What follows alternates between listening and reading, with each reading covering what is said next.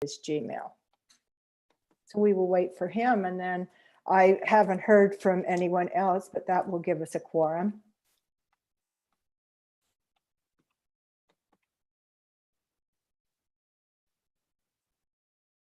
Mary, we're live on YouTube when we do have a quorum. Okay. Oh, Kevin Walker. Thank you, Kevin. Trish said she was unable to attend, but I have her priorities to express what her thoughts are. So that'll be good.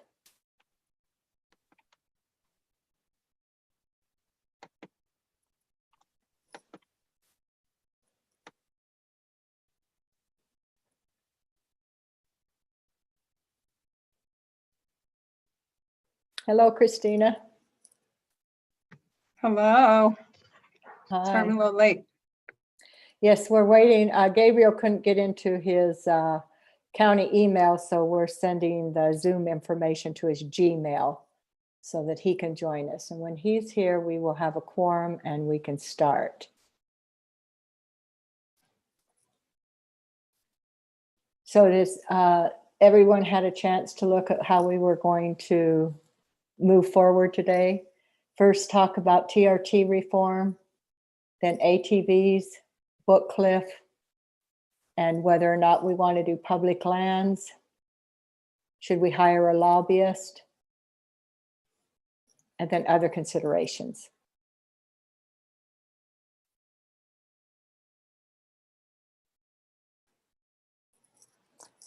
I'll call Gabriel and see if he's gotten it.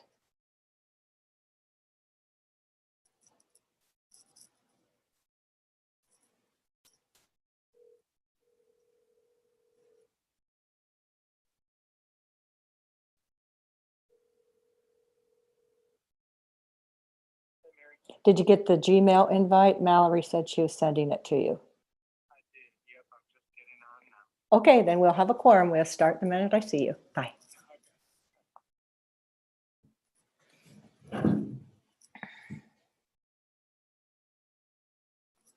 Gabriel says he's just getting on, so we should see him shortly.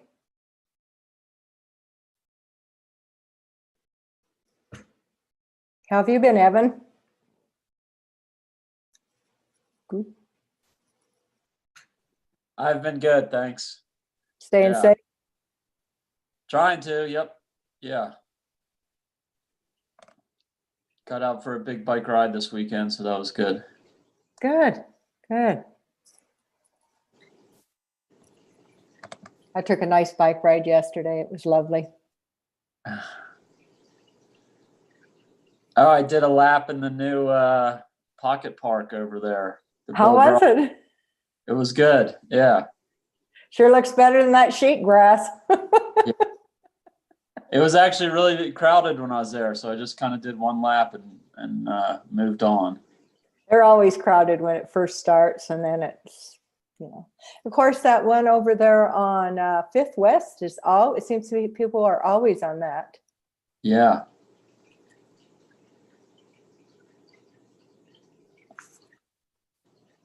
Must be having troubles getting on.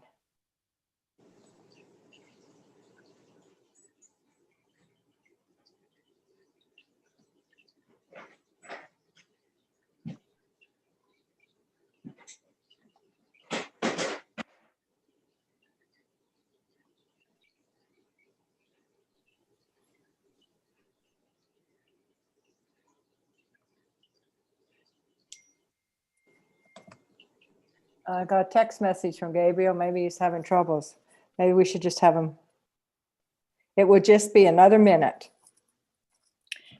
Does anybody have another item they might want to add to the list that I have to talk about today? Evan? No. I was just muting my thing. It looks good. I think that there's a lot there, and that's the top priorities for sure. I thought it looked like Christina might have a Utah State Hospital thing to add. Yes, you did. Did you want to talk about that today or at a follow-up meeting, Christina? If we have CRC, how much- time to talk about it today, and if no one else on the commission has priorities, then I can be prepared to do so. Okay, thank you.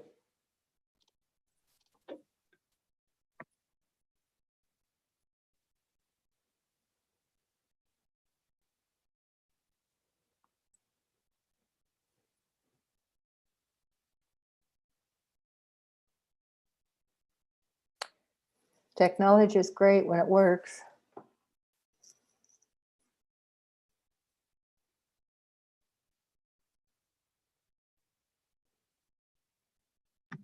We don't need a quorum for purposes of discussion, so should we just go ahead and get started? Yes, if we don't need a quorum, let's do that since it's this session.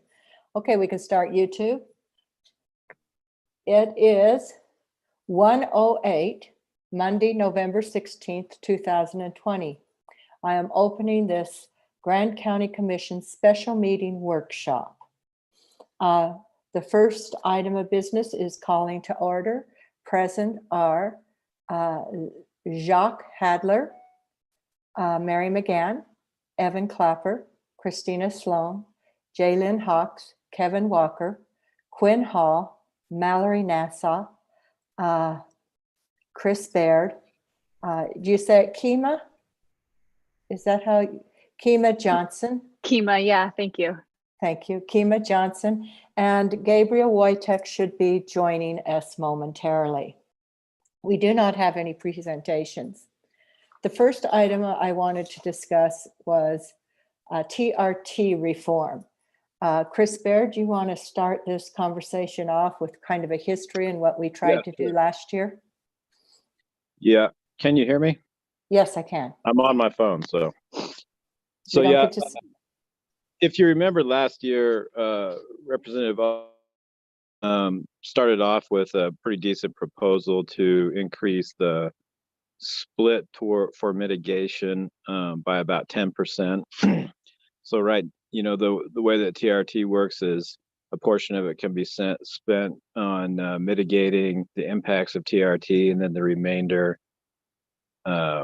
which is about 48%, has to be spent establishing or promoting recreation, tourism, film, or conventions. And so the original proposal was, I believe, to change that split to increase the mitigation by 10%. So it'd go from 52 to 62, and then the promotional side would go down by that respective 10% off. 38%. It changed partway through to where that 10% increase, instead of being attributable to the entire amount collected, would only affect the amount that was in excess of that collected in 2019.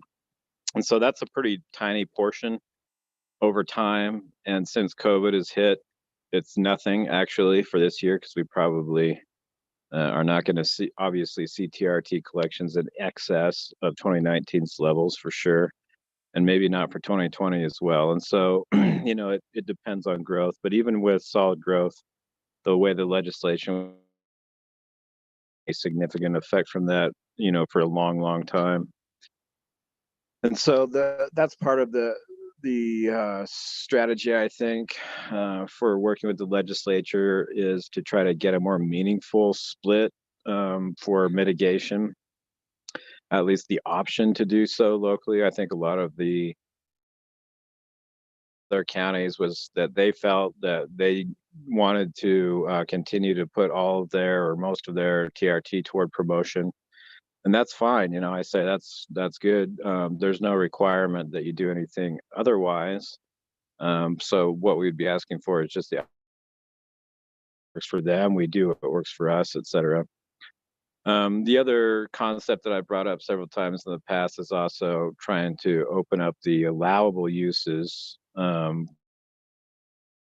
related to trying to film and conventions. But one of the big problems for rural Utah is that we don't have a lot of resources for any kind of diversified economic development. when you look at our normal budget these days for promotion, it's right around 3 million.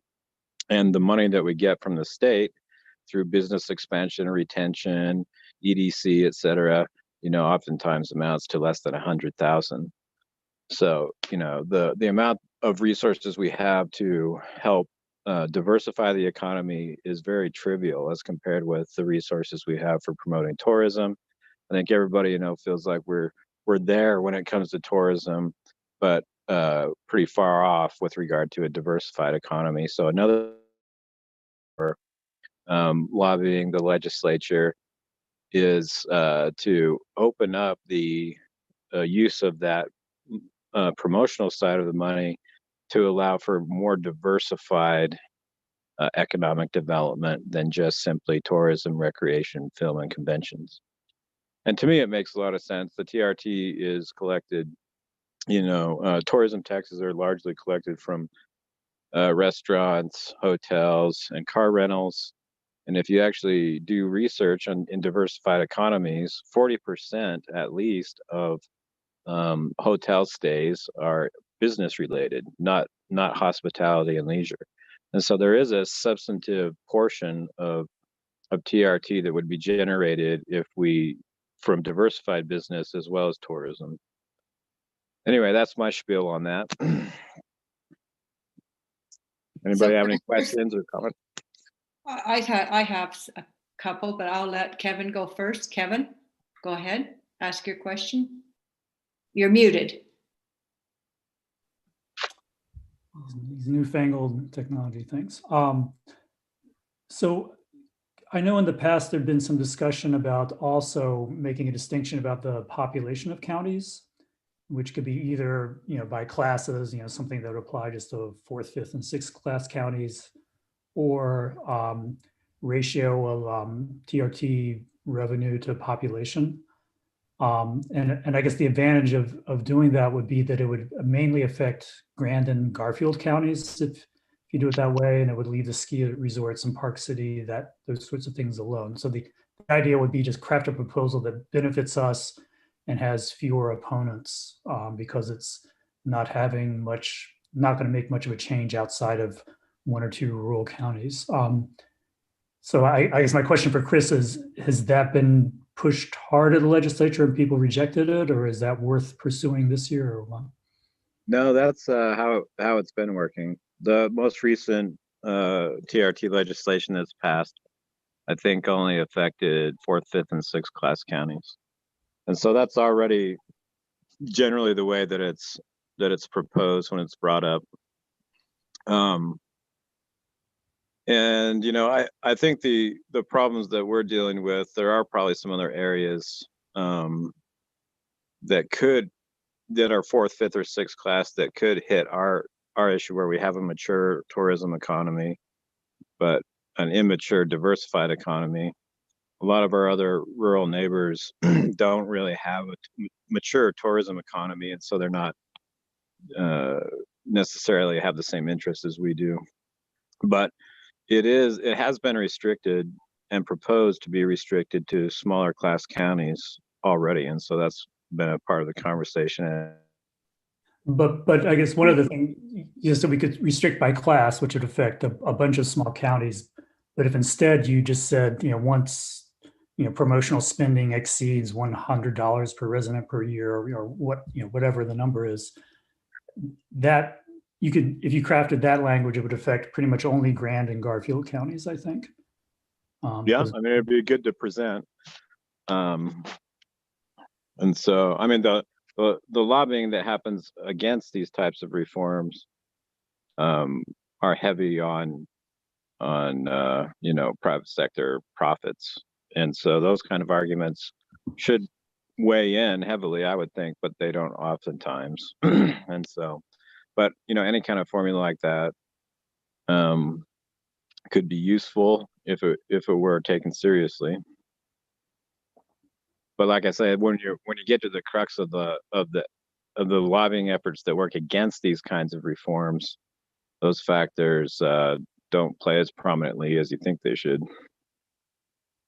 Well, and my 2 cents is on that, and, I think it's a good point, Kevin. I don't think we have put a lot of time into TRT reform in the past, at least not where it matters. And, Lincoln with UAC, because Chris and I were involved in Curtis with this bill, the TRT bill that passed last year. Lincoln would say, you guys are the only ones that want this. And so, we did not come up with a proposal that sufficiently distinguished us, but we did at least come up with this rural county issue. But I think we need to keep working on it and get that proposal into the right hands somehow. Who do you think the right hands would be? Just No Carl? idea. You think that's still the right hands, or do we have to give it to our legislator? Oh, no, we can place it with anyone. Chris, do you remember who sponsored the TRT reform last year? I don't actually remember. It I'll have was to look it up. Carl Albrecht, and Yeah. wasn't it? I don't It might have remember. it might have got traded off to somebody else at the last minute. I'd have to look. It started off with Carl, but I seem to And- remember that it might have gotten traded off in the end. Carl talked about it in the forum, and I think he saw it all the way through. Yeah, he- I'd have to double check. I Okay. can't remember. I know that he started it, but I remember reading that it may have been, I don't know. I'd have to look. I have a vague recollection that it shifted sponsors. Okay. But I do, Jake Bornstein, his name came up. I think Utah County is wanting to expand what they're able to spend TRT. They basically want to be able to fund their general fund with TRT stuff. And so maybe not exactly what we're talking about here, but I think that they're looking at TRT, and Jake was willing to run some kind of bill for them. So it'd Jake probably be, Bornstein? yeah, it'd probably be worth touching base with them, see what they're cooking up. Who's Jake Bornstein? He's in the Senate. He is on the housing committee. So he was in town doing some housing stuff with the city, and I crossed paths with him through that. So That's funny because John Curtis has a staff member named Jake oh, Bornstein too. maybe So I I'm got, confusing it. It was I'm pretty sure his name was Jake, and I was just looking in my contact list. Maybe I've got the wrong Jake here. Jake Bornstein's the one we talked to about when they had all of the. Okay, well, scratch that. He was here when the mayor took those legislators rafting and stuff, and so he's a Canyon dork and wanted to talk about rappelling. So I crossed paths with him through that, and briefly mentioned that we were always interested in TRT reform, and he said so is Utah County. So I'll have to look and find out what his name was. Yes, that would be good if we got somebody from a county that was wanting to do some reform, as long as the reform was similar to what we wanted. Yeah. Right. And Utah County seems to be making some bold moves. They are the only county who has pulled out of UAC so far, FYI. Salt Lake County only pulled out of public lands, right? Right, paying for that Public Lands Council. I think that's right. But that's good to know about Utah County. I've talked this over with Summit County too. They don't sort of have our tension over the TRT bill, but Summit County was interested in keeping apprised, and there might be an alliance there that can work. Interestingly, though, their lobbyist is Des Barker, who of course also represents the hotel lobby in the state of Utah. So I don't know what that alliance looks like, but they were interested in hearing about it from us. So Jacques, anytime there's a name or something that comes up that you would like further explanation of what we're talking about, be sure and pipe in. All right. Thanks, Mary. I'm just observing and learning right now. Well, if you have a question, don't feel embarrassed to ask. I won't. Okay. So how should we move forward on this? Should we, So with the possibility of hiring a lobbyist, would they handle a lot of this kind of like homework of like trying to figure out who's doing what and what's the best way to make it happen and Exactly. That's one of the big benefits is they know all the players. Right. They know where it would align well. They would know other counties to get with. They would know who the best sponsor might be. That would be what they do for us. They could brainstorm how we make it unique to Greene County or narrow the impact to increase the chances of it getting passed, all that stuff. They do all the work. Good. I like when other people do work. So I would be, I think the time is probably appropriate. We've been talking about this for years. It seems like a big concern in the community, a priority for community members. And I think that we would be representing them well to address their concerns and issues and move forward with a lobbyist to get something together that would be supported here and supported up north. It might actually be a good time to hit up the legislature on expanding the list of uses, particularly in the area of economic development, as Chris mentioned, because we've seen how devastating it is to a one-horse economy. And so it might be a good time to actually get something like that through. Yeah, we just have to make sure that they understand that just giving us more options of how to spend our money, if we don't get any more money, it doesn't help us, which is frustrating. Kind of depends on what the options are. I mean, I think that in the past they've said, oh, well, we expanded your option to use the money for other forms of mitigation. And that really doesn't help us. But if they expanded it to allow us to use the promotional side of the money for other types of economic development, that would be a major improvement. That And would so be wonderful. it's one of the most complicated bits of legislation. And I was actually hoping that they would draft it to be simpler last year, but they just made it even more complicated than it was before. Like if you try to read that, you have to read it 10 times probably before you could even try to figure out what they're trying to have us do. And so, like I say, now we have to, at this point in time, we have to calculate, we have to figure out what that 2019 level was. And then we have to calculate the split of the TRT differently for the money that comes in above that amount versus below that amount. It's gotten much more complicated, and it was already complicated to begin with. So, but I think that if we opened up the uses in the promotional side, that could be very useful. Yes. And also, changing the split to send more toward mitigation would also be useful. Anybody who's been on our budget advisory boards can tell you that, budgeting is very difficult for most departments until you get to the travel council. And then by the time we're done with budgeting, I always say, oh, you've got, $500,000-$600,000 left to spend. What are you going to do with it?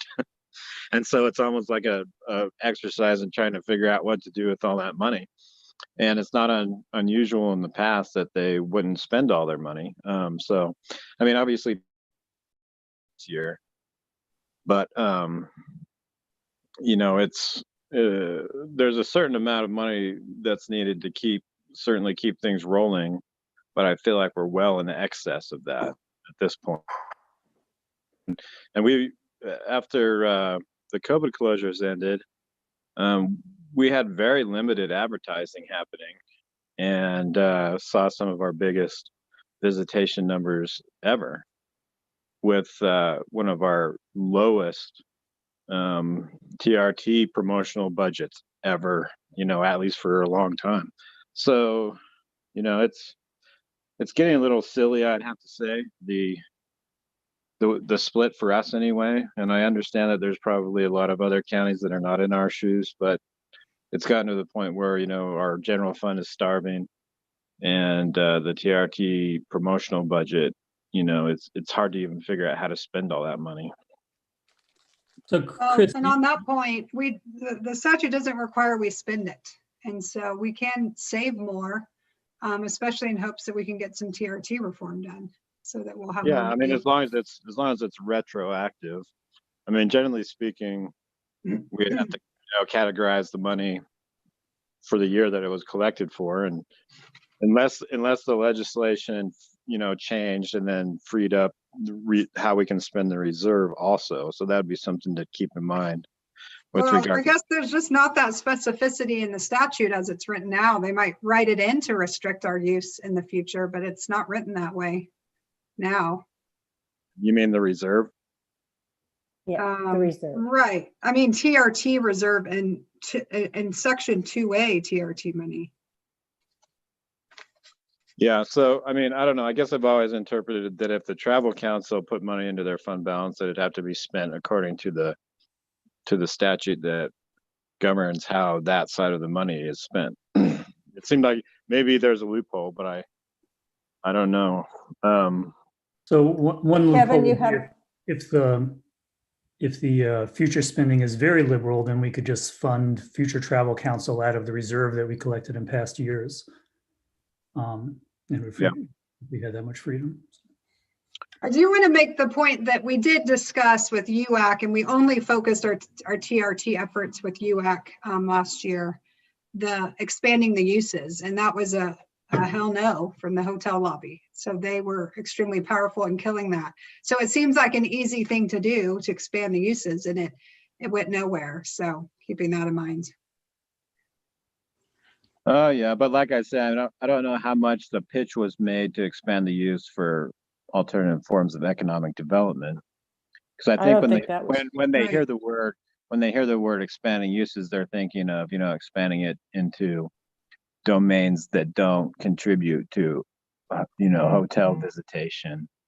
And Well, we very specifically talked about, at least I was in a meeting with Lincoln where we talked about it, including it would now be 2 A and B uses could be the unrestricted amounts or that bigger pot of money.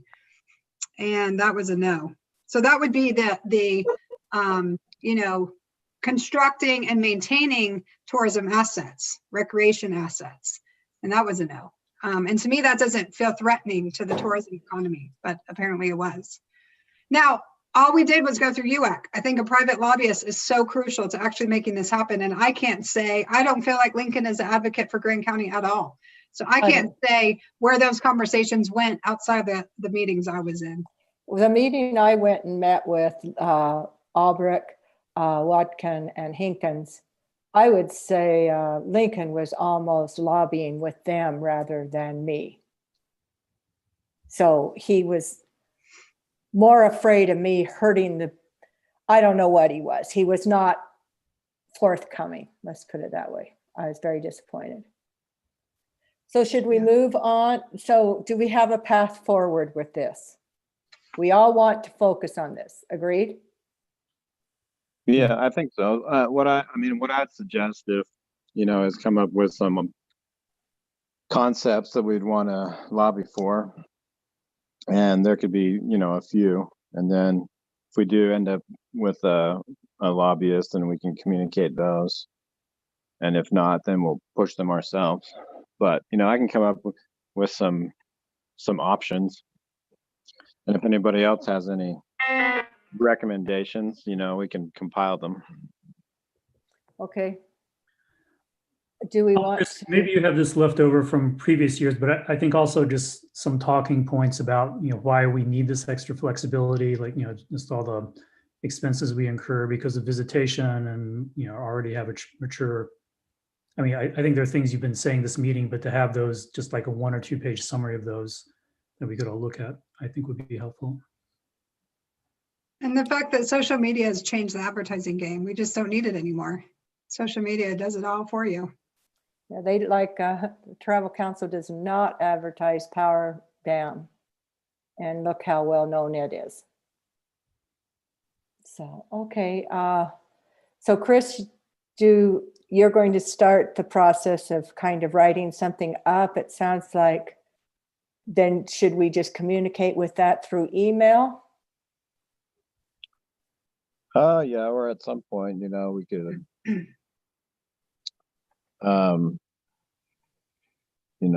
it depends on how we proceed, but if we have a lobbyist, then maybe we could come up with some points and approve them in a meeting to move forward. And I think that, like I said, you have to understand the opposition and where the opposition's coming from.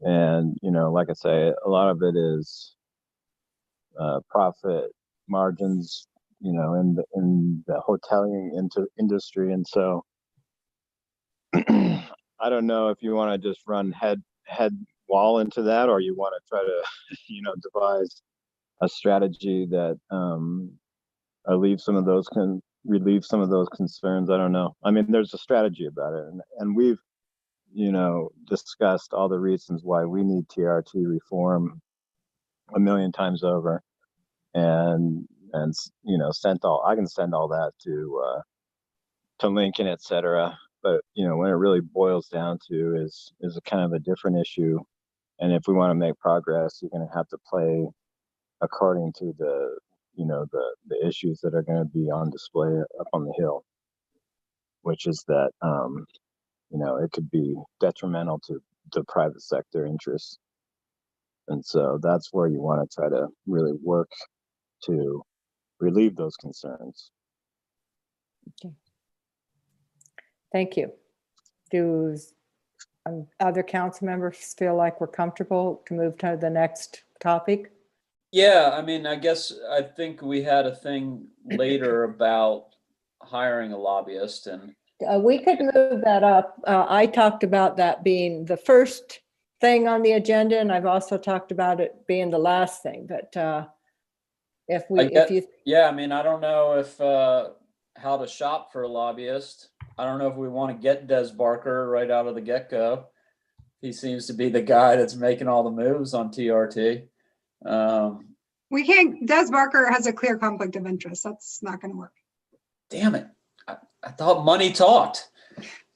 Well, unless we can pay him more than UTIA does. That'll be a hard one. The city has a lobbyist, Casey Hill with Red Hill Strategic, and I did meet him. Mary met him at the ice cream social the city had back in September. I've had one conversation with him. I think mostly we align with city priorities, and mostly we could surely efficiently work with him on issues where we are similar with the city. I don't think, maybe one lobbyist doesn't fit all. Maybe we want a couple who are working on different items. Those relationships are really important. One thing, I did a whole bunch of research on Casey Hill over the weekend, and he ran the campaign for our Senate President, Stuart Adams. So I think, those types of relationships and understanding the relationships your lobbyist has with certain of these members is really important. You can get all of the lobbyist clientele. They're all publicly disclosed on the utah.gov website. You can just search for lobbyist disclosures. So I've done a little bit of that. Curtis, and I'm bummed he's not here because he actually was the one that recommended we do this workshop, which I think was a great idea. He also had a lobbyist recommendation.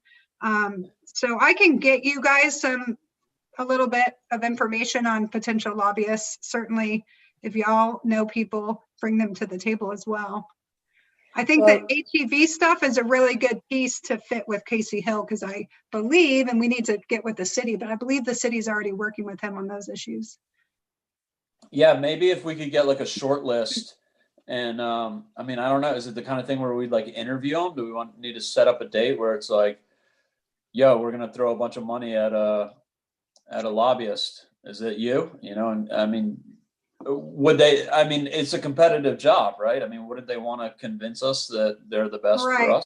Well, I think part of it too, I'm not really sure, Chris, weigh in. I think we would approach this under a procurement policy for a request for qualifications. So this would not be a bid for the cheapest amount, because that's not what you want, but you would seek qualifications from people. and have presentations or interviews with those folks and proceed from there. So would that be your office or Chris's office or? I think Chris would lead all that.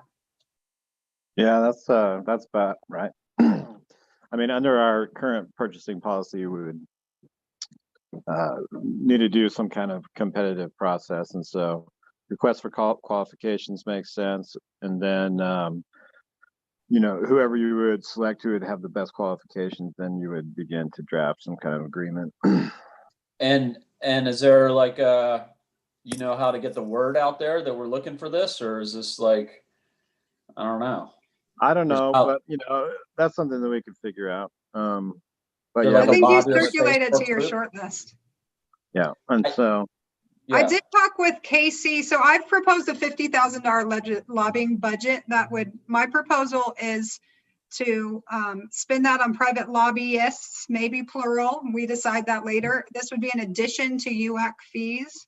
But I think that, at our budget workshop, we decide, how that might work. I did talk with Casey though, and I just gave him 4 priorities, which was TRT reform, the ATV street legal reform, the ATV tax registration idea, and Book Cliffs Highway. And I said, how much money do you think we need to really make a difference on those 4 issues?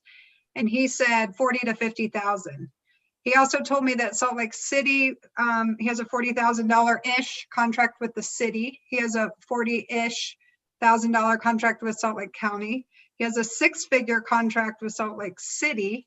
The Summit County attorney told me she has a $45,000 contract with Des Barker. So those are all pretty much in alignment with people who play up north. And we never have, so those numbers might sound big, but I think we really need to commit to $50,000 for a private lobbyist. Or even, it also kind of, to me, feels a little quick for this year's legislative session. So maybe we start with kind of one of those 4 or 2 of those 4 or something to make the budget work if we need to. We haven't had the budget workshop yet, so. But I think the ATV is that we have 2 ATV things going on. So that makes it really 3. If we had the TRT reform, ATV reform, and Book Cliff, yeah. that's 3. Unless somebody comes up there, but there's other things we're concerned about. And the Yeah, Book Cliff Highway is not a general session issue. So I think we Okay. can put money into that. We just want to kill it once and for all. Stop bringing it up again, Yeah. So what do those relationships look like? I think that's sort of outside of your typical lobbying thing, but something a lobbyist can really help us. So I think for general session, it's TRT and ATV. And the ATV thing, and we'll get to that in a second, that is actually already primed through the city, at least part of it, for the general session. So they are doing some effort on that. And when you're ready, now might be the perfect time for me to talk through that. Let's go. Let's move on. It's been 40 minutes. So let's move on to ATV. So the first ATV is ATV street legal regulation amendment. So it's section 41-22-10.5, which prohibits a county or a city from prohibiting or restricting use of ATVs on county roads or city streets. And so we heard in our ATV meeting that the mayor's idea is to institute a permit system where all ATVs would need to be permitted to run on city streets. There would be priorities for local owners of ATVs and also local ATV rental companies. The mayor has teamed up with Mike McKell, who's currently in the House, but he just got elected to a Senate seat. So he'll be running that out of the Senate. He is supposedly working on a bill that will push this permit idea. Well, that seems big and huge, and I'll be just totally amazed. And I hope it passes, but that seems like a lot to pass early. My idea is to really focus on those 3 words, or restrict use, in 41-22-10.5. And I know that, Mike McKell, I think that's a good place to put it. So he's a Republican congressman. He's out of the Spanish Fork area. He and the mayor have quite a good amicable relationship. He what I think is funny and how they got to know each other is he is the congressman who ran, and he has multiple times, a ban on Moab's plastic bag ban. So Emily and I call him the Ban Guy. And, you know, that's how they got to know each other. And he has a great sense of humor. So I think that this is something that, according to the mayor, he is also interested in this proposal to change that language. So it would say we can't prohibit use anymore, or we still can't prohibit use of ATVs, but we could regulate the use. We could restrict the use. And if we can change to eliminate that restrict use, we would have a lot more options. We could institute curfews, for example. The permit system could pass. And if that doesn't happen now, it could pass in the future. Obviously, the speed limit clearly fits within that. So it does give us a lot more options. Mike McKell is supposed to send me a version of his draft language, and I haven't seen it yet. So even though we have a sponsor, I still feel like your lobbyist is really important boots on the ground for making all the relationships with your different people in the Senate, especially if that's where this originates. It's a pretty, where I think we prioritize is a pretty quick fix with the statute. It's nothing complicated. The second ATV idea is the sheriff's idea. So his idea was you tax ATV registrations and licensing, and you do it in a way that it benefits counties. And we would need to, again, draft the language so it benefits essentially the smallest number of counties with the biggest ATV problems. And I think one way you could do that is to limit it by counties with a certain very high percentage of federal public lands in their county. So maybe that's 85%, and it would only, it would limit the counties to maybe 5 or so of us. And you would distribute this money collected through the tax to those sheriff's offices for enforcement purposes. And that could fund your special functions units in the sheriff office to actually enforce all the lawlessness that comes with ATVs in this town. I think it's a really great proposal. I have good hopes that it could work. That one isn't something that Mike McKell's tuned into. As it is now, the city, of course, doesn't have TRT restrictions. So I've talked about this with the mayor, and I've made it clear that I don't want to share this money with with police departments, because they already get a bigger pot of money that they can fund enforcement. We are much more restricted and limited. I really want this to focus on counties. And she understands that. There potentially could be a conflict there with Casey Hill. If we thought the ATV issues fit well with that lobbyist, this might be a conflict with the city. That's something we'd have to work out. I think it's a great idea, and I think we could narrow it also.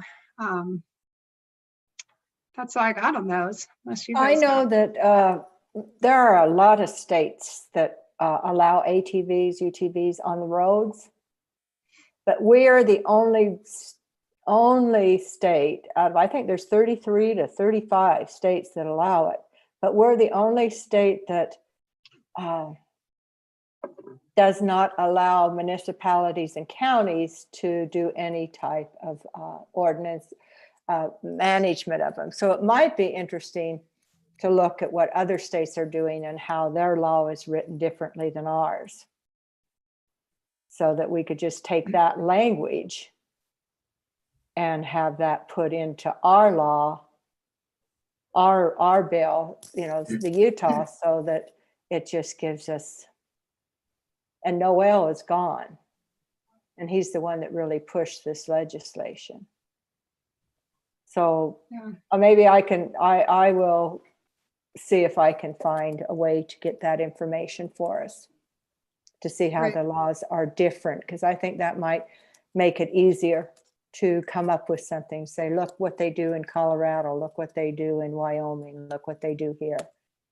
Find some pretty red states that they could relate to, because we are the only one that doesn't allow us to do any type of restriction.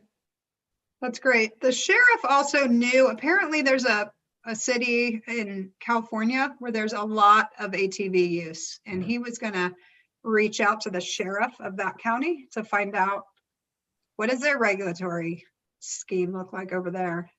He didn't know, but he knew it was famous for ATV use. Thank you. Any other questions on this? Has there been any, another thing that would solve our problems is if we were allowed to, restrict or prohibit use just on residential streets.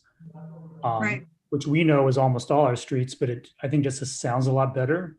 And if when we're lobbying for that, then, it conjures up images of people riding UTVs by people's houses while they're trying to have dinner, as opposed to, on some main thoroughfare. And it doesn't feel like a total ban, even though I think for us, the effect would be more or less the same. I just wonder if there's a way that we could tweak the law or add a sentence or something saying that, counties do have the right to regulate UTVs or prohibit them on residential streets. Yeah, good That's point. a good idea. I'll keep that in mind when I get Mike's draft language. And then a second comment is I guess I feel a little bit uneasy about the sheriff's idea because I don't want, it would create, if that did pass, then we would have this dilemma, like, people hate UTV noise. And so we're trying to reduce them, and yet that reduces our revenue. So I don't know. It seems to create strange incentives for the county to have, if it's a big chunk of money, and if it's only a small chunk of money, then, it's not that useful. Well, and I think if we got TRT reform, we wouldn't need it. But if we don't have TRT reform, we don't have the resources to enforce ATV violations. And clearly the community's frustrated about that. So I certainly don't know where to go with it, in terms of getting the money. Do anything about it. Well, there's lots of things we need money for. I mean, so it's not unique in that way. No, but it's a good proposal to get the money. But I hear you. Yeah, it could become a conflict. So let's really think about that. I mean, we already see it at work right now. We're heavily dependent on tourism for tax revenue. And so we have our constituents telling us to try to tone it down, but we know that would, make a big hole in our budget, and it creates kind of an unpleasant situation. So this would be sort of making that, giving us more things like that instead of fewer.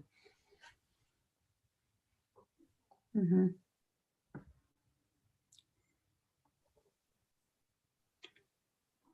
Well, how do the other commissioners feel about that? Do you guys want to keep this on our list of priorities or not? The tax specifically? So you're saying that they would, the tax would be implemented statewide?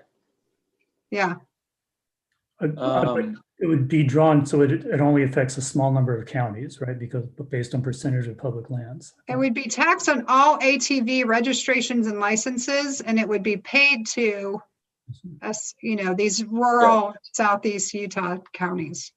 Yeah. And the tax money would just go to enforcement, or would go to the sheriff's department for regulation enforcement of ATVs? If we can write that specifically, great. My guess is it would be written to say it goes to the sheriff's office, but I don't know how that kind of procurement stuff works in statute, but Yeah. we can certainly try that. But Jacques, whenever we try to pressure the sheriff's office to do more about it, they're underfunded and can't dedicate folks to it. So the idea would kind of be we'd get the sheriff's office funding with the understanding that that's what it's for. So, But we could also just earmark the sheriff's department budget, right? yeah, sure. I'm I'm just saying open. this isn't the only solution to that problem. Yeah, I'm open to keeping it on the table. I don't think we have to pick, one tool right now. And if that's something that might be an easy sell up north, then it might be the answer. I don't think that there will be like a big push for more UTVs to generate more revenue. So.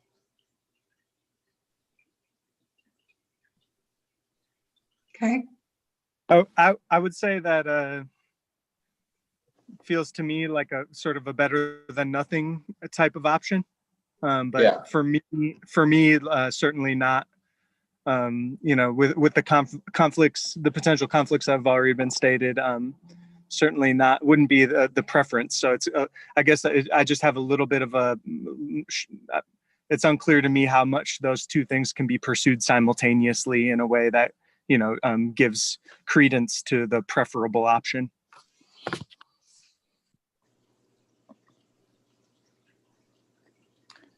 I just another thought. If we were to succeed in both of these UTV initiatives, then we might be in a situation where we're getting all this money to manage UTVs, and yet we're also prohibiting them from driving on our streets, which would look kind of funny to other counties, which are maybe paying this tax, but they're not getting any of the benefit out of it. So I just wonder whether in lobbying for both of these things at the same time, is it going to seem strange to other legislators? That we want to prohibit these things altogether, and then we want to take tax money from UTVs in other counties and use it here to regulate a problem that we're just trying to legislate out of existence because. Mhm. I guess my top priority would be the first, to find ways that we can do some restriction and then explore further the second option, making it even perhaps that some of the money could go to trail maintenance or search and rescue, things of that nature, because that's a big issue. So are we ready to move on? Okay, so. Shaylin, you're up to talk about the Buff Cliff Highway.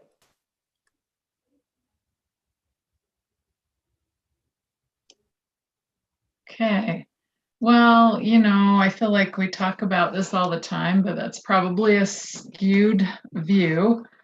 I feel like we have some really solid reasons to be opposed to this. And, not the least of the reasons is that citizens have made it consistently clear over the years that they're not interested in this Book Cliffs Highway.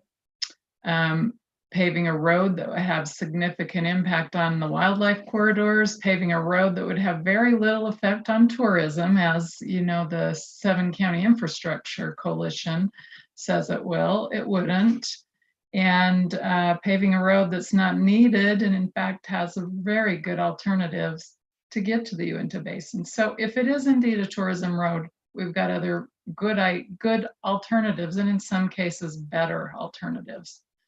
And the last thing, and I think this is key, it's maybe not my top reason. Well, it probably is, but it's a huge cost to taxpayers all across the state. And I think that if taxpayers were aware that their hard-earned tax dollars were going to fund this unnecessary, redundant highway, they would be up in arms. And so I think if we were to hire a lobbyist, this would be a great area to do it.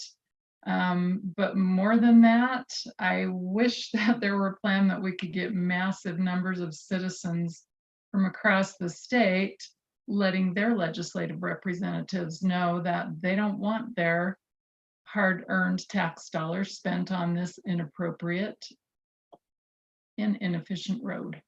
So that's really all I have. You've heard it so many times. And I would love to put it for rest once and for all. So open it up to comments. It's interesting, at their last meeting, the 7-County Infrastructure Coalition said that the Elm Greens, who are the people that that have the ranch, that the highway will go right through. I went and saw it. I mean, it will destroy the ranch. I mean, it will change the ranch permanently. And the 7-County Infrastructure Coalition presented it at the last meeting like the Elmwoods were not excited about it, but they were cooperative. And so I worked with Liz Thomas, and we drafted a letter that I got to the Elmwoods that they're going to send to the BLM, Bureau of Land Management, to tell them that not only that they are not willing to grant right away, and that they are not willing to cooperate with this, that they're totally opposed to it, because the 7-County Infrastructure Coalition is attempting to paint a very different picture.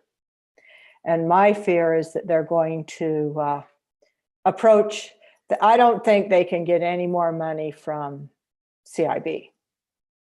I think that got burned when the audit went through, and that they're under suit right now because of the way they're spending CIB. But I am concerned that these counties will lobby really strongly to get the legislators to pay for the road, to direct UDOT to spend money to, and, you know, give them some money to buy this road, to pay for this road, do the, you know, do eminent domain, because 7-County Infrastructure cannot do eminent domain, but the state can.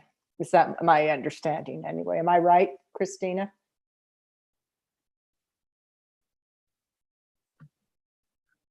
I didn't catch all that, but I said that 7-County Infrastructure Coalition cannot do intimate domain. They do not have the power to do that, but the state does.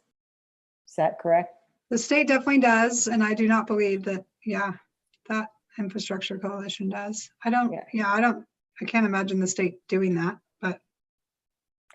You know, if the Elmwoods would not allow eminent domain, that would probably almost bring the right now to a halt,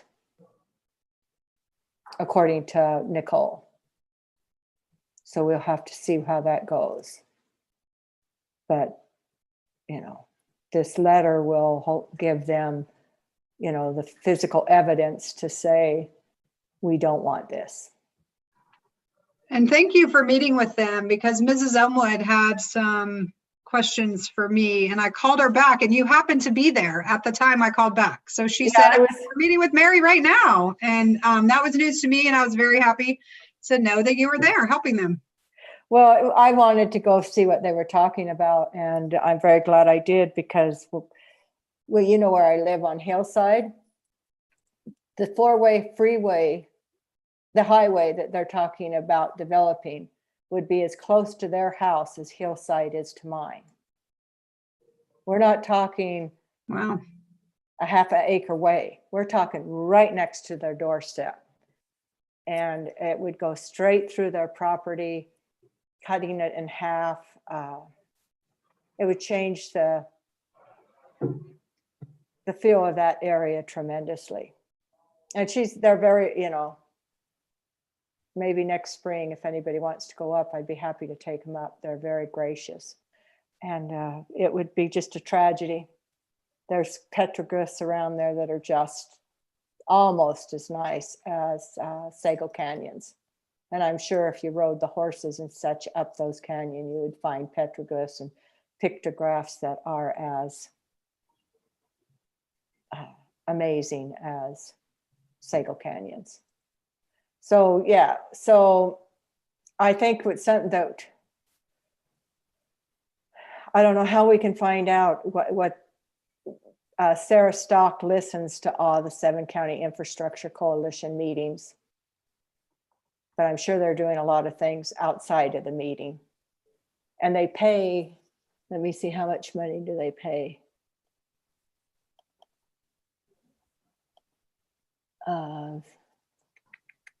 Looking it up right now. While you're looking for that, I did poke around on their website and reviewed a bunch of their minutes from the last several meetings. And I think it was August. And I think it was hundreds of thousands of dollars that they approved and spending for the next phase, which is the BLM now requires a third-party person to create their NEPA analysis. And so the Infrastructure Coalition approved that funding. I want to say it was 300,000 plus, but I haven't looked at those minutes in a while. You know, so they continue to proceed. So what, And it's, well, the other feedback I've gotten from people in the BLM, and now that the election is over, I think they'll be getting different pressure. But under the Trump administration, the BLM was told, you're going to make this happen. That's what I've been told from people in the BLM, not necessarily local folks. I think that would change come 2021. So I think that there is some protection we have now that we haven't had under the Trump administration. So that's good news, because previously the BLM had always said, we are not going to push this through over Grand County's objection. And as of this year, that had changed. Although they seem to be working with us, because they're the ones that, she's the one that told me about that if the Elmwoods, Elm Greens, I keep calling them Elmwoods, if Elm Greens don't say they will not grant right away, it will stop the process with the BLM until they find a way to gain that right away. yeah, but I don't think we should depend on, I mean, if there were, I don't think we should surely either. there's some sum of money they could be offered to abandon their objections, and could happen. So what's on the table then? Like, are we looking for specific state legislation about this? Or are we just looking for ways to influence how, you know, highway funds, funding priorities are set? Or like, if we decided this is a legislative priority, what would that mean more concretely? I think the legislative priority would be more to have somebody real, I think we need to educate have someone there to make sure that when the 7-county infrastructure goes to lobbying that this is a great idea, that there's another voice saying this is not a good idea. This is very expensive. There's no need for it. And that's what I think the priority would be. Any other ideas? Yeah, I'm not clear how the funding would work, but I would assume it would be a legislative act to fund it. And so I think that we would want to put in work in advance to make sure that we had relationships that would not allow that, and even, you know, make it clear that that idea is killed. I don't really know. And also, it's my understanding the governor's office threw their support behind that this year. And so I think there would be lobbying efforts with the Cox administration. I think as soon as we find out who's the Mike Mauer in the Cox administration, Mike Mauer, Jacques is the person that is Governor Herbert's right-hand man. Well, and that's, Curtis, I was just told, is on Cox's transition team. So my guess is Curtis knows that. So we should reach out to him. okay. That would be good to know. Mhm. So yeah, I don't actually really know where this goes, but I think there are a lot of relationships that we need to work on to protect us, and the lobbyists could help us there. And a lot of it might be, I mean, Mary's put a lot of work into this already. I'm sure some other commissioners have too, and continue to do that. I think one of the ways we can get other counties to help us isn't through their commission, because a lot of the counties that would help us, commissions are already in favor of it. It was approved to move forward with this at 100, you know, unanimously. But I don't think the city councils are aware at all that this is going on. I mean, when I talked to Helper, they were just like, what? What are they doing? I think we somehow need to meet with the various city councils in Carbon, Emory, other places to let them know, and even other counties saying, do you realize they're pulling all this money away from projects that could be used in your county? And then they can put pressure on their commission, and then they can put pressure on their lobbyists. So that's one way I'm working on it, is I really want to talk to the city councils in Green River, Price, Helper. I think that's a great idea. And just for the public to know, we did have a meeting that Mary organized with the governor's office on this, and she had pulled together these various city and town council people who objected to the highway project. I thought that was really great. And unfortunately, UAC Director Brandy was on that call and just said majority rules. And since Carbon and Emory support this, we support it against Grand County's wishes. So another ding for UAC. I was very unimpressed with her. She didn't quite say it that way, but that was the tone, and the statement she was saying implied, well, you know, I got 2 counties that support it, so sorry about you, Grand. Yeah, so we'll, you know, I'll talk to Lincoln some more, because Lincoln works with the UDOT, and he doesn't think UDOT has the money to do it, to take it over. He, you know, he says, I don't see them putting that as a priority, and I think they'd be upset if it was pushed on to them that they were required to make it a priority. So, yeah. Well, and it's my understanding, and correct me if you understand something else, Mary, and talking to Bill, that when the state says we're gonna maintain it, it's through a distribution of county road funding. Mhm. So then the county road money is wholly inadequate to actually maintain a road like that, given all the challenges and drainage going on. So do you understand it differently? That UDOT? Okay. Well, they're trying to say that it will be maintained by UDOT, but I think they'll end up taking away a lot of our B road money and a lot of our different monies. I think it's going to end up costing Grand County money just because it's in Grand County. It's going to cost us money because we're going to have another area that we kind of have to maintain. There's going to be accidents out there. There's going to be search and rescue, more search and rescue out there. There's, you know, it's going to be pulling away our emergency people. Okay, so it would be a state highway. Mhm. Okay. That's what they're saying, but it's not on UDOT's list, and it's not funded for. It's not, you know, it's not on their priority. So, okay, I think we have that. This is a more of the lobbyists creating relationships and getting legislators to understand the other side, because, you know, Uena County's paying this gentleman named Alan Freemeyer. Does anybody know him? He's a lobbyist working for Uena County to get this going. Yeah, he used to be Congressman Jim Hansen's chief of staff, I think. But that was a long time ago. So anyway, they have a lobbyist that's trying to get this through, trying to get the state to pay for it. So I think we need to really work to get the state not to pay for it. I don't think there can't be any money for it.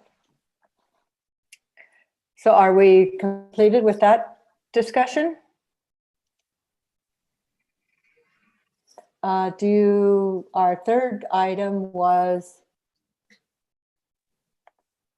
our next one was, should we hire a lobbyist? If so, how much should be budgeted and where the line item should be placed? Christina and Chris.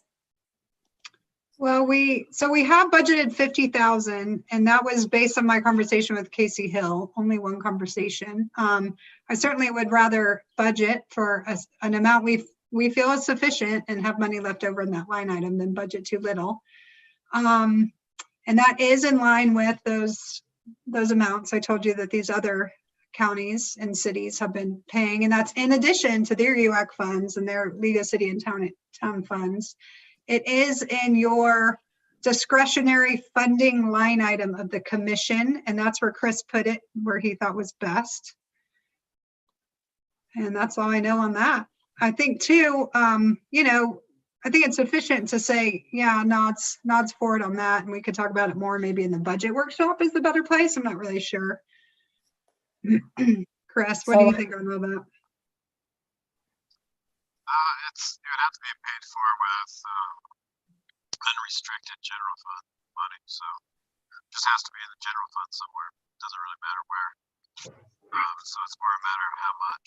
And we can create a new line item for it if you want, but it just has to, we need to show that we're using unrestricted general fund money to pay for it, because we can't, there's a variety of other restricted funds that we won't be able to use. So this would have to be budgeted in the general fund somewhere. So is anybody, can we have a straw poll? Is everybody, I'll ask, thumbs up if you think we should move forward with getting a lobbyist? Kevin? Okay. Hey, Gabriel, we can see you. Hi. So yes, I think we should move forward with just that straw poll, and then it can be finalized and discussed more in the budget workshop, and then the budget will be voted on by the commission. So some other considerations for lobby efforts. Chris Baird brought up that we should have, that we missed the boat on not getting our other elected officials in on this workshop.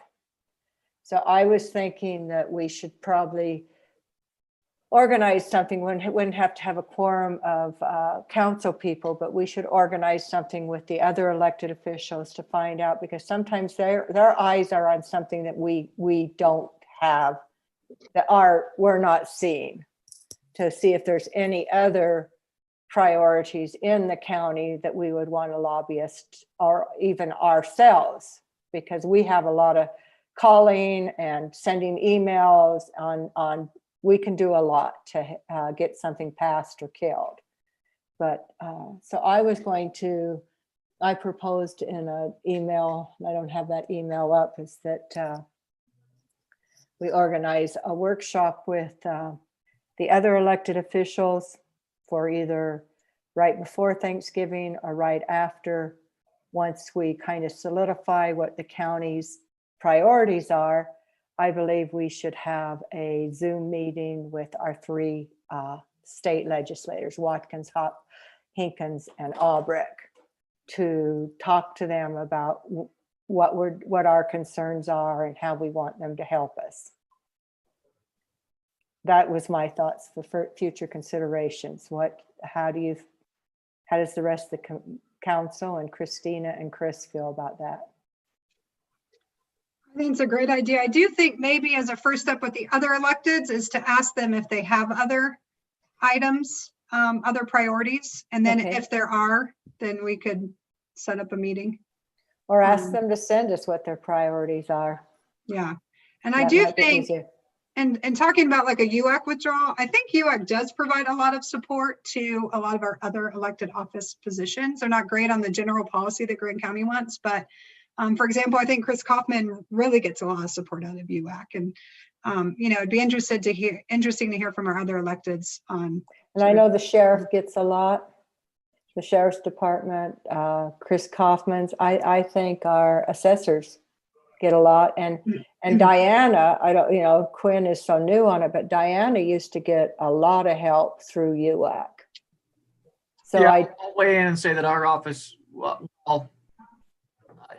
I haven't been here long enough to directly discuss the direct influence of UAC on our office. I do know that we interact with UAC on a pretty regular basis. We get a lot of good suggestions, and our involvement, at least loosely with UAC, is important. We get a lot of feedback and a lot of suggestions from UAC and from the interaction with them. So as far as weighing in on whether it's worth the dollar cost of the county, again, like Mary said, I'm kind of too new to really have a super informed opinion on that, but I do know that our interaction with UAC is not daily, but at least weekly, and somewhat relevant to what we do here.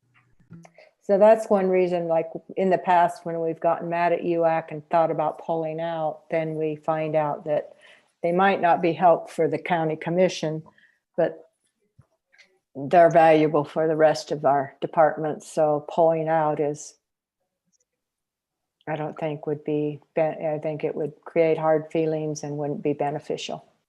But is there a possibility for some kind of partial pullout, like sort of like what Salt Lake County has done? I don't know exactly how it works, but I think the total UAC bill has been segment, some of it's for lobbying and Salt Lake doesn't want to participate in that, but they do want to participate in the other things. And then I guess the follow-up is if we would like to, do the activities that make sense and not contribute to the more political ones, maybe we could team up with Salt Lake just so that would be an option for participating in UAC. So Yeah. this is Chris Barrett. I just wanted to clarify a little bit. I don't know how it works for every elected official, but the Clerk Auditors Association, it's kind of like loosely affiliated with UAC, but it's actually a spin-off on its own. So pay dues to the Clerk Auditors Association, they don't go to UAC. They're specific to the group that has been providing help for clerk auditors. And I don't know if there's a requirement that you be a UAC member to be a part of the Clerk Auditors Association, but I do know that they keep their own money, they take their own, and even though they're closely associated with UAC, they're not the same thing. And I don't know if it's the same way with the Treasurers Association, Assessors Association. They all have their own little spin-offs. And so that'd be something to look into. The other thing I just want to kind of bring up is that if you remember last year, we had scheduled quarterly elected official luncheons. And then when COVID hit, we just kind of canceled them and never started them up again. So we may want to just, now that everybody's kind of gotten used to doing electronic meetings, maybe we should start scheduling those quarterly elected official meetings. And last year, that's where we discussed most of the legislative issues that every elected official had. And so part of the reason why the commissioners aren't as aware as they were last year about all the other elected officials' legislative issues is because we haven't been holding those quarterly elected official meetings. And I just want to comment on Kevin's comments. I don't know that the menu approach to UAC services is even an option.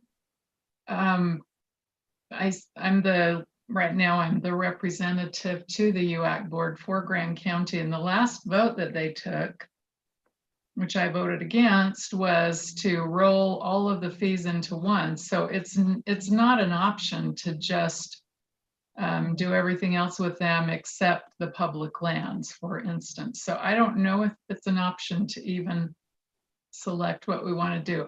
I'm left with the impression it's an all or nothing thing.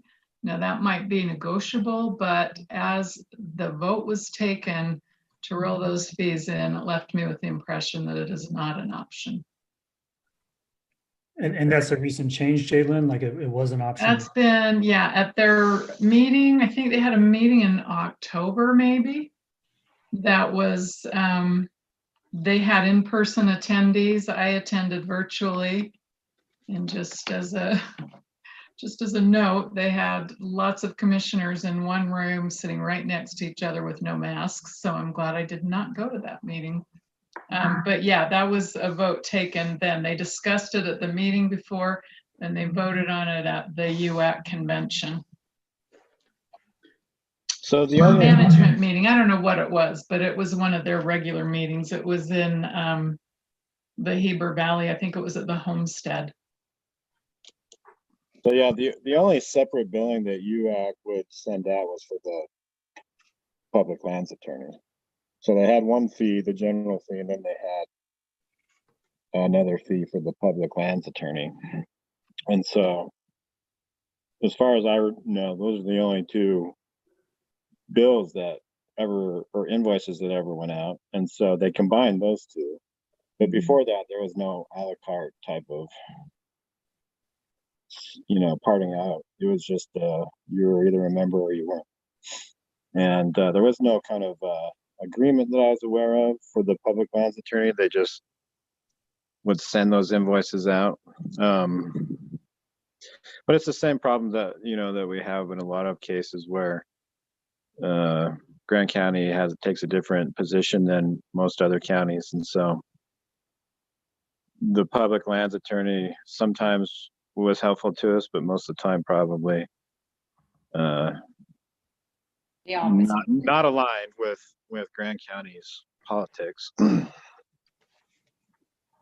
Chris, could you remind me? Oh, you end up, kind of paying UAC to lobby against ourselves. Chris, could you remind me how much we are paying to UAC each year? Is it approximately? It's changed a bit, but it's gone up. It's going to go up very substantially. I think. I want to say 23,000, Chris, from looking at the budget. That's for next year, but Right. That's gone up a lot. And so it was, I think, around 12,500 for the regular dues and then another 3,500 for the public lands fees. So Right. 15 to 16,000 total. And then, but it's the new fee structure has gone up to whatever I've got plugged into the budget. I think it's 23,000, and that's largely, it's another 5,000. I think beyond last year, it might be even more, but it's largely to make up for Utah County pulling out of this structure. So they had to make up those dues somehow, and they ended up spreading it across all of the other counties. It might be worth investigating further what Chris was saying about how those affiliations for the Treasurer's Department and the assessors are just rough, loosely connected to UAC, and see if it will affect them if we pulled out of UAC. They'll get. Like I say, I mean, I know for the Clerk Auditors Association that their dues are separate from UAC dues. Wow. I've talked with Summit County is also looking at pulling out of UAC. I think they probably would if we did. So they're very interested in where we go with that. FYI, they have the exact same frustrations we have, which is, in our situation, we're not rural Utah, and so we just don't fit anywhere. And so UAC can't help us. And they have that sort of same issue on an urban side. Well, maybe we should pull out for a year and see what UAC says. Maybe taking some space is the move. I didn't realize that all these, that the treasurer was paying separate treasurer fees and that kind of stuff. So, or maybe we could just let UAC know that we're thinking of it, and maybe they, even though we don't pay as much as Salt Lake County, maybe they would kind of give us the a la carte option.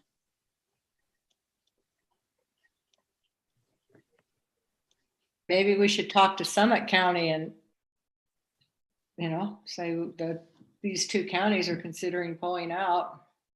I don't know, but So it might also be useful I think what Chris said about, having those clerk and auditor associations being a separate expenditure. If we could, nail that down and make sure that, these interactions that Quinn talked about are with the Clerk and Auditor Association or whatever the name is, and not directly with UAC. So I guess, if we just knew a little more precisely what the consequences would be of pulling out of UAC, that would be helpful for a future decision. Yeah, and I would suggest too that we really loop Chris Kaufman in. I think he's probably does more with UAC than certainly than I do. So I think his opinion would be valuable for this discussion. maybe. But it seems like the options that are being considered, one is just to pull out, possibly, cooperating with Summit County and or Salt Lake County. And the other would be to threaten to pull out and then ask them to give us some kind of a la carte option, in exchange for not pulling out. Are those the two things on the table?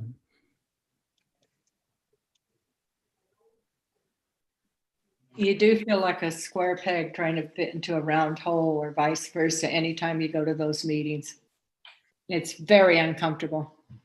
Every time I've gone up to the state and gone to those meetings, it's like they are not talking about issues we're concerned about.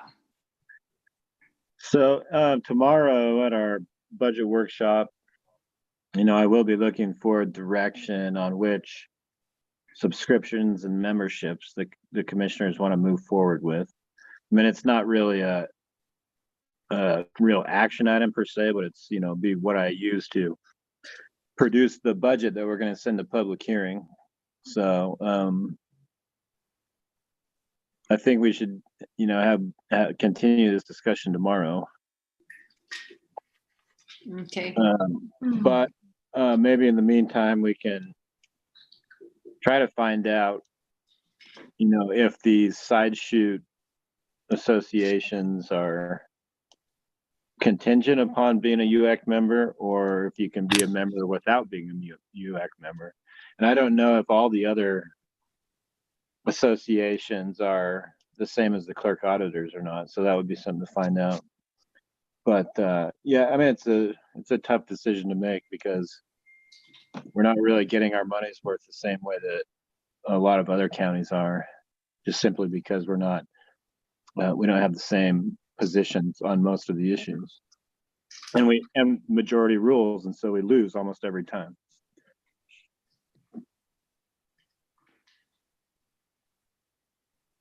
Okay, so is that something we will know by tomorrow's meeting, or is that something that's going to take a little longer to investigate? Well, Quinn might be able to query the Clerk Auditors Association. I can send something out to the rest of them. I think they all have their own spin-off affiliate group, and so I guess I would ask all the other elected officials the same question, whether or not their associations are contingent upon membership with UAC or not. The County Attorney Association is not dependent on UAC. Yeah, and I'm not, you know, a lot of the time we'll have their own breakout sessions at UAC, but I'm not going to make the assumption that you have to be a member of UAC, but a lot of the times they combine their meetings with UAC. Not all the time, but a lot of the time. And so if you weren't a member of UAC, it would be a little bit tricky because they would probably be holding a lot of their meetings during UAC sessions, or at least that's how they used to before COVID. And so I don't know what the implications of that would be. You know, if you're not a member of UAC, you probably wouldn't be able to participate in these conventions, and the associations might schedule most of their meetings during them. So that would be a conundrum.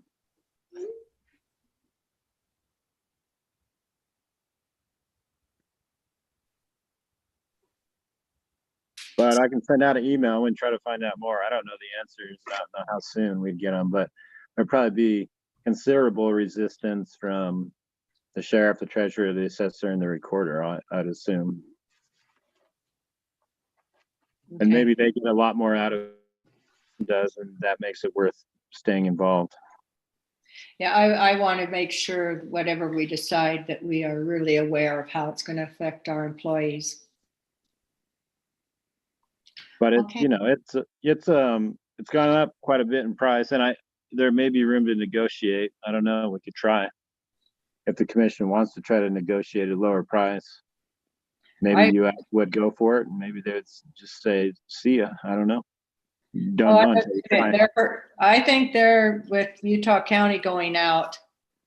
I think they're hurting, Okay. but we don't know. We'd have to really work with them and find out. Okay, is there the future considerations I brought up was finding out, and I don't think we have to do it with a meeting, but finding out what the other elected officials' priorities are, and setting up a meeting with the county commission and our legislative bodies. And I would like the newly elected county commissions to be part of that, because those will be the people you'll be working with. So you will be invited as well. Is there any other future considerations? Well, we haven't, if you guys have a little bit more bandwidth to talk about this mental health funding. Okay. That'd be good if this is the time. Four Corners Behavioral Health has asked me to bring this up. And they of course serve Grand County, Emery, and Carbon County. And the Grand County Commission is our mental health authority in Grand County. So in 1955, there were 2,000 beds at the state hospital for mentally ill people. Today, there are 200 beds. That is it. They have also funded or cut all the funding for short-term mental health programs. So they also used to have additional beds where folks could stabilize and take 60 to 90 days to stabilize. They've cut 100% of all those beds. When I asked Four Corners why, because that seems to really be a good tool for a lot of people. She said she actually thinks that one is not about funding at the state level, but is about a shortage of all the caretakers associated with our mental health community, including psychiatrists. But at the state hospital level, that is a funding issue. She would like us to lobby for 30 additional beds. This is something the state legislature has indicated they're very supportive of, but when the whole tax overhaul was repealed and then COVID hit immediately after that, it killed this idea for more beds. Grand County only has a right, well, I should say Four Corners has a right to put 2 people in state beds every year. And that again covers Grand County, Carbon County, and Emery County. So essentially Grand County has 0 beds for mentally ill individuals. We never can get people in there. So as a result, our jail is our mental health facility. And I would say that our jail commander, Lieutenant Shan Hackwell, is the hardest working person in Grand County. And he has to, deal with a lot of mentally ill people. We do work with Four Corners. There just aren't great resources. So lobbying for 30 extra beds, there's 29 counties. So that's only in theory 1 extra bed per county. But it's a start. The other thing she would like us to lobby for is additional substance abuse money. She specifically wants to put that, and Karen Dolan is who's providing me with this information, and Four Corners in general, making this request. She is proposing increased funding to the opioid treatment program. Opioid addiction is a big issue in Utah. I don't think it's a big issue in Grand County, but there are other substance abuse programs as well, and we do have a huge meth program. And a mentally ill person on meth increases their psychosis, and it also leads to long-term brain damage. So treating our mentally ill population and treating substance abuse are extremely intertwined. And so I'm not sure the opioid treatment program is my recommendation of where to put it, but I think there is other substance abuse programs where I would like to see additional funding. Part of the issue is the way Medicaid funds treatment for substance abuse.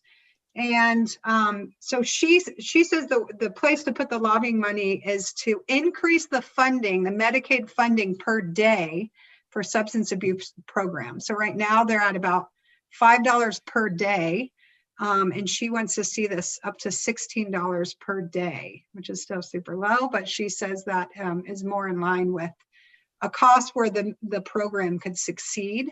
She said if we could get the Medicaid reimbursement up to the amount, Dr. Prest, who's our new psychiatrist at the hospital and who's wonderful, she would look into bringing a satellite mental health clinic here, which we don't have.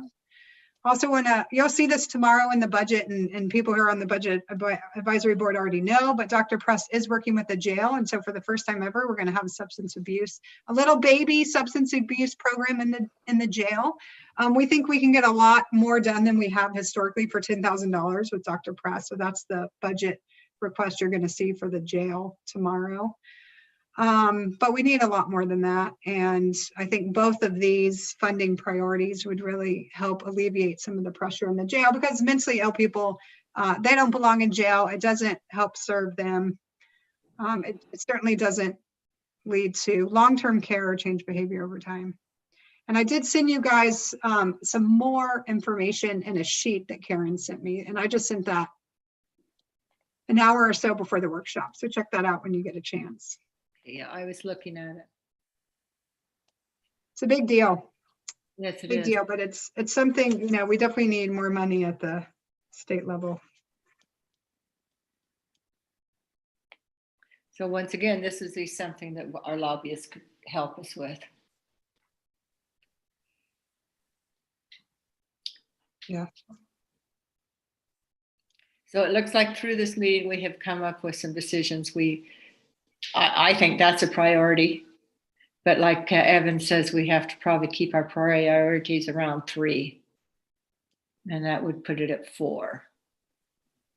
But still, if we have it on our radar, we certainly can, we ourselves are very capable lobbyists. They listen to elected officials. So if we know what our priorities are and we get on the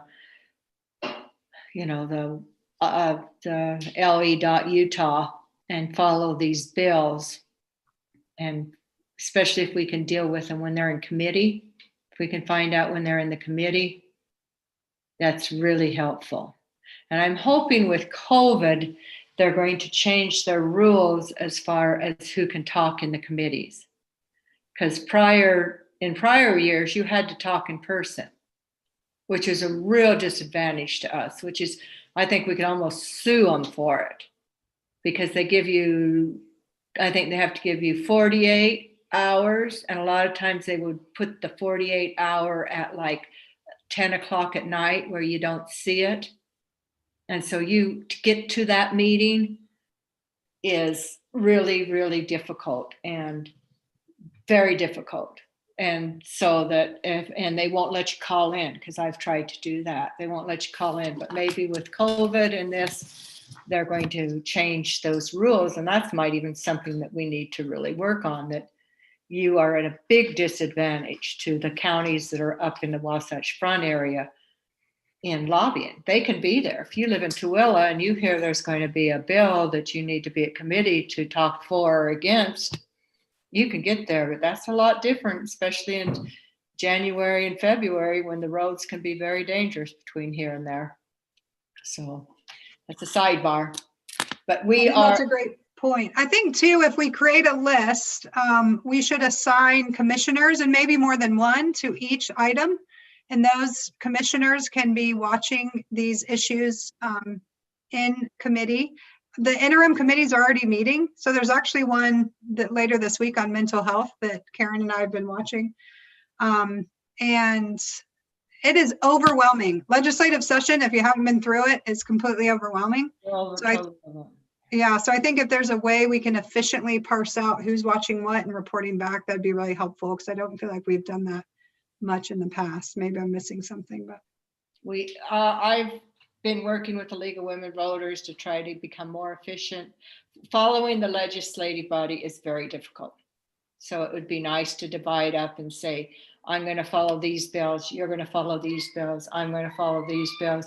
When something becomes real important, then we shoot out an email to everybody and say, get on your phone and call Chris, we might, but we need a lobbyist as well as that, because we all have other jobs, not me, but most people on the commission have other jobs besides being a commissioner, and it's overwhelming to keep on top of it. So perhaps a few of us can get together and decide on how we could organize for the upcoming legislative session, and then have us all come together and discuss the plan. How does that sound for future before? Okay. That sounds great to me. I was actually, before it was even suggested that. You cut out. We couldn't hear you. Bummer. So Mary, this is Chris. Just one thing to kind of point out is that a lot of times, once a bill's been enlisted and begins committee, 90% of the lobbying's already been done. And if you wait until that point in time, you can oftentimes be too late. So it's useful for the commissioners to build rapport with their own state legislators and others, so that they can get an idea of what's being drafted before it gets enlisted. Because trying to change something after it gets listed is really difficult. And so I just kind of wanted to bring that up. It's, it's kind of the way that it works, but that is, it's unfortunate, but that's what the game you got to play. And it So is. just realize. It is harder. It's nicer if we know even before they show up in committee, but if you're going to kill something or help something pass, you have to do it in committee. You're really at a disadvantage if you try to do it once it hits the floors. Yeah, well, that's what I'm saying. But even at the committee level, it can oftentimes be difficult. A lot of this stuff gets drafted, or begins to get drafted at least 6 months ago. And so it is kind of late in the game, but it still could be important to get involved. And so that's where, the building the rapport and the relationships with state legislature comes in handy, that you kind of hear about things before they hit committee even, which is the point in time really where, a lot of them they try to build their support for them before they even hit committee. And so it's important to realize that. Yes, good point. Anything further? Welcome to feedback on how this meeting could have been managed differently, or what we could do in the future to make them. I thought it was fairly effective. Anything else? Thank you. Thank you, everyone. Let's get a lobbyist. Let's move forward. Thank you. Thanks, Mary. You're welcome. Talk to you guys later. Tomorrow, budget.